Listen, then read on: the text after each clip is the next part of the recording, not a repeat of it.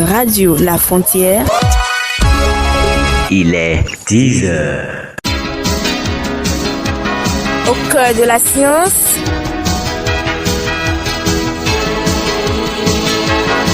Au cœur de la science.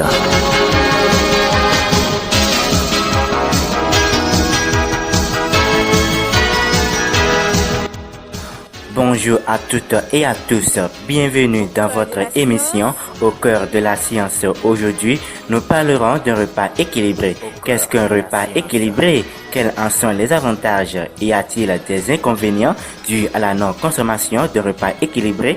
Vous aurez les réponses à travers cette production.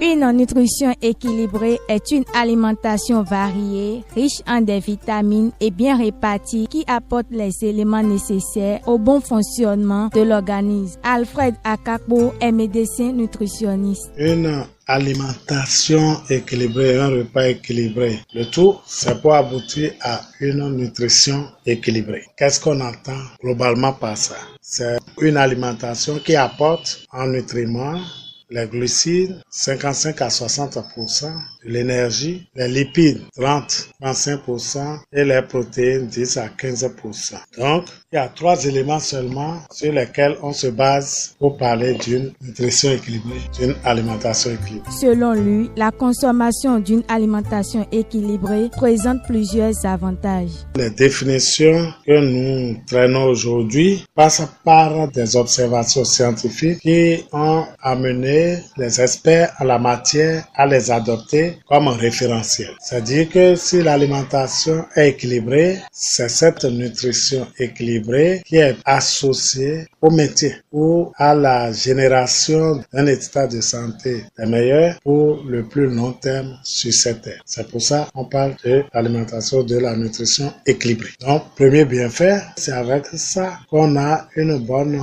combustion de tout ce qu'on a consommé. Je vous donne un exemple.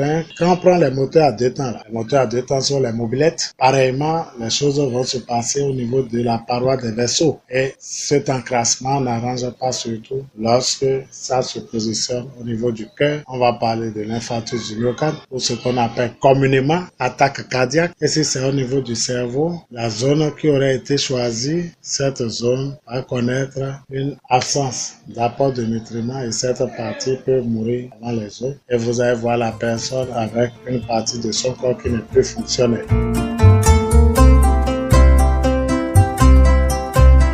La consommation des aliments équilibrés est le plus souvent conseillée aux personnes du 3e âge et aux enfants. Alfred Akakpo. Lorsque la nutrition est déséquilibrée, le sujet s'expose à cette pathologie qu'on appelle un greffe des tares, qui sont des maladies chroniques aussi. Donc, entraîner tout ça. Chez l'enfant, c'est tout simplement que on prépare cet enfant qui a une alimentation déséquilibrée à développer plutôt que ses parents l'hypertension artérielle et ou le diabète, à s'exposer, à augmenter ses risques de développer un cancer du foie, à l'amener à être moins performant physiquement qu'un enfant qui n'a pas une nutrition déséquilibrée. C'est l'ASB de l'organisme, c'est le centre énergétique. Chez les personnes du 3e âge qui nous souviennent que les médecins le savent, les personnes du 3e âge, c'est pratiquement des bébés adultes. Et le corps commence à régresser. Quand il régresse, la personne devient un peu plus petite dans ses démarches. Maintenant, sur le plan nutritionnel, ça veut dire qu'il faut qu'on soit regardant si on veut qu'il vive un peu avec. L'alimentation devrait plus nous préoccuper et avec une bonne alimentation, ils vous coûteront moins cher.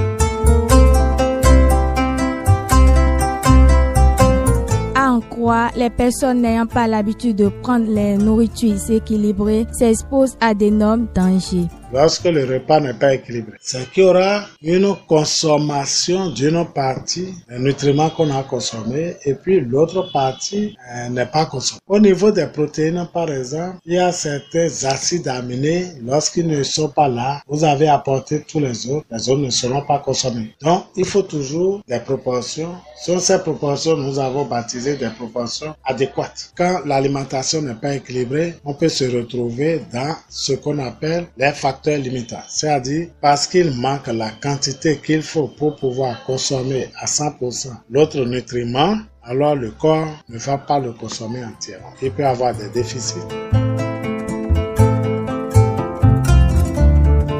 Vivre longtemps nécessite une bonne et saine alimentation.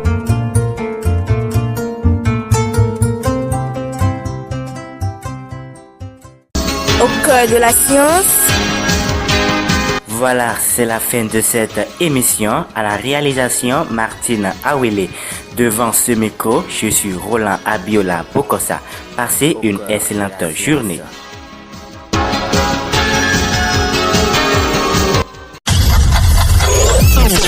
Radio La Frontière. J'ai voulu partir, j'ai essayé de te retenir, mais j'ai vite compris que cette fois c'est fini. Tu me disais toujours Radio La Frontière. celle avec qui tu rêvais de faire ta life. Mais pourquoi c'est comme ça,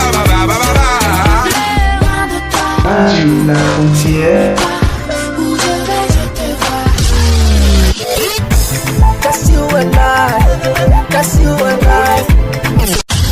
Radio La Frontière.